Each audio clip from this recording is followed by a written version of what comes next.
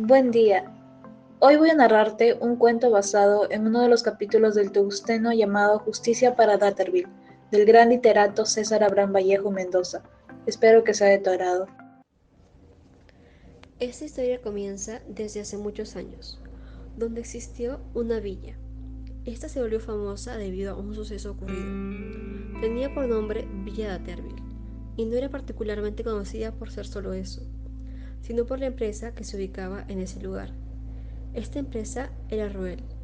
Aquella propiciaba a los habitantes del lugar de artefactos y distintos inventos para la comunidad de sus viviendas, a cambio de que trabajaran sin un sueldo y en un pésimo lugar. De esta forma ambas partes salían ganando. El dueño era Jadión, un hombre imponente y cruel. Este señor tenía un hijo llamado Leandro, al que trataba de criar a su semejanza. Sin embargo, Leandro parecía tener otro espíritu.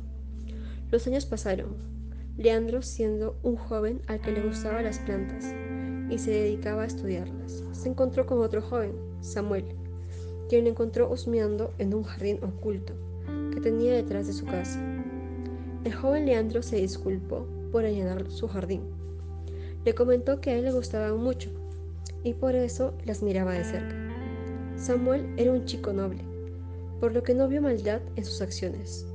Más bien le siguió la conversación. Tras este encuentro, ambos se hicieron amigos. Iban cada día al dichoso jardín a conversar de plantas y otras cosas. Un día, el papá de Samuel, quien trabajaba en la empresa Roel, se vio fuertemente afectado. Uno de los artefactos lo hirió de gravedad, pues no tenía alguna protección que lo mantuviera a salvo. A pesar de los intentos que hicieron, no pudieron curarlo y terminó falleciendo. Samuel se encontraba muy triste. Sabía que si su padre no hubiese trabajado ahí, si hubiese tenido alguna protección, no hubiera muerto. Se llenó de ira y fue hacia la empresa, decidido a vengar a su padre. Cuando llegó, empezó a reclamarle al señor Jadión todas las injusticias que cometía contra las personas. Jadión solo se rió y le dijo: Los habitantes del lugar no son nada sin mis inventos, vivirían como unos ignorantes. Sin embargo, yo les di cambios, y lo menos que pueden hacer es trabajar para mí a toda costa. Samuel se sintió indignado, preguntándose por qué debía de ser así. Si bien les daba algo bueno, ¿por qué a cambio debían de dar su vida? Leandro estaba al fondo, había oído todo. Se cuestionaba si su padre tenía razón, pues siempre le enseñó que ellos eran superiores. Tenían riquezas, y esto funcionaba así porque había gente trabajando para ellos. Pero al oír a Samuel también se dio cuenta que nunca empatizó con el lado contrario. Salió seguido de esto a buscar a su amigo. Samuel, quien hasta ese punto no sabía que Leandro era el hijo del asesino de su padre, le contó todo lo que había pasado entre lágrimas. Leandro se disculpó y le confesó que él era hijo de Jadeón. El otro muchacho, al enterarse de esto, salió corriendo, pues se sentía traicionado y quería justicia. Cuando Leandro no era igual que su padre y sabía que estaba mal, buscó a Samuel y le dijo: Estoy de tu lado, te ayudaré a hacer justicia, no solo por tu padre, sino por el pueblo. Leandro se sentía triste por lo que había pasado. Le entendía que a pesar de que ellos trabajaban para la empresa, no era justo que se expusieran así, que pagaran con sus vidas por el simple hecho de que eran gente de pueblo. Así que decidió junto con Samuel empezar una huelga. Más tarde, ambos idearon un plan. Empezaron a contar sobre las injusticias de la empresa Roel.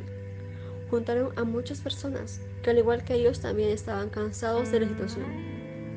Todo el pueblo se puso de acuerdo para hacer oír su voz, así que la mañana siguiente no se levantaron para ir a trabajar, sino para luchar.